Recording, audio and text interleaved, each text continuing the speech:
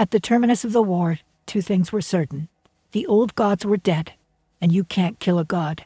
But as the smoke dissipated and the battlefield cleared, it became apparent that they could be turned into something else. The fates called this the return, for all gods come from nature or mortal thoughts. So to die is to return to the spirit of the world and the magic from whence they came. It was not something to be feared, nor was it something to expect, only something that was known. The younger of the gods, however, had come up with another name, a new name, a name for the perversion of what was known, of what was natural. They called it the true death, and they were afraid.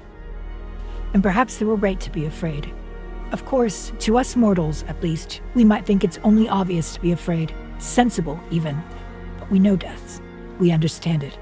It is the great inevitability that comes to us all someday. And one way or another, we will all come to bear witness. But to gods? Ageless divine beings created when the world was still new? To beings older than this mortal world and such concepts?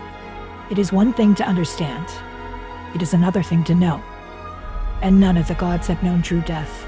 Not until the moment that On, champion of the rebellion and newly crowned queen of the gods, had ripped Amote's heart from his chest and torn it asunder. But now they knew, and they were terrified.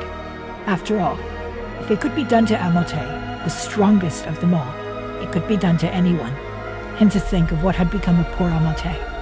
He had betrayed them all, or so it was said. But did he really deserve such a fate?